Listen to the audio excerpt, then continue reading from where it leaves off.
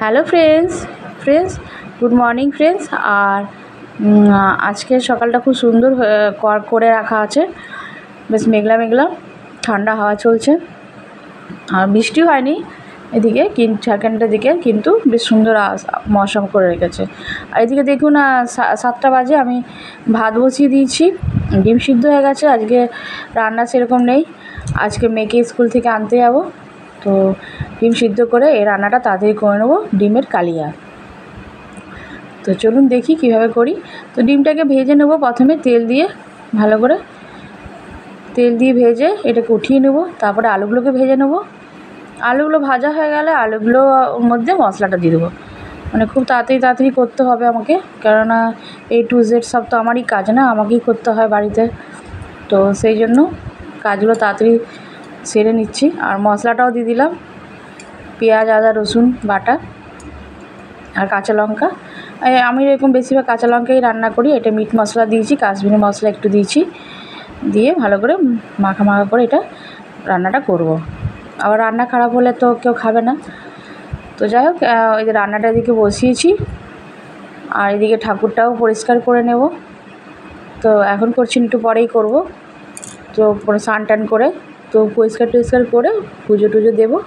তো এদিকে যাচ্ছি রান্নাঘরে, ভাত নামাবো। ডিমটাও কষা হয়ে গেছে, তো এর মধ্যে জল দিয়ে দেবো, জল দিয়ে সিদ্ধ করে নেবো।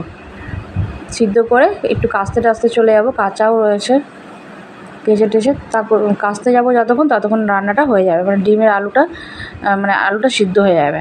তারপরে ডিমটাকে দিয়ে দেবো। তো ভাতও হয়ে গেছে, তরকারি হয়ে গেল, আর কালকে ডাল ফাল সব তরকারি করাই আছে মোটামুটি আধা। আর এই যে বাসন ফাসন রয়েছে, সব বাসন টাসন ধুয়ে নিলাম।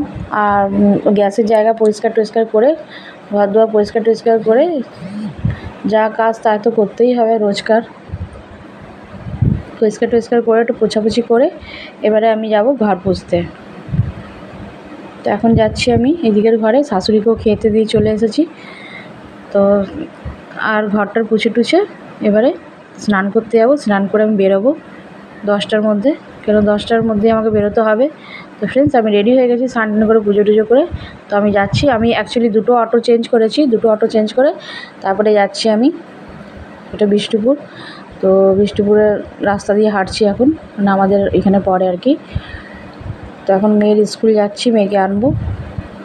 সকাল দিকে তো কাজেই শেষ থাকে না, সকাল দিকে কাজ তো কাজ করতে পারিসান। আর এদিকে আমি আসছি, মেয়েকে স্কুল ছুটি হয়ে গেল, তো মেয়েকে নিয়ে আসি। এটা হচ্ছে আমাদের একটা পার্ক, মোদি পার্ক বলে।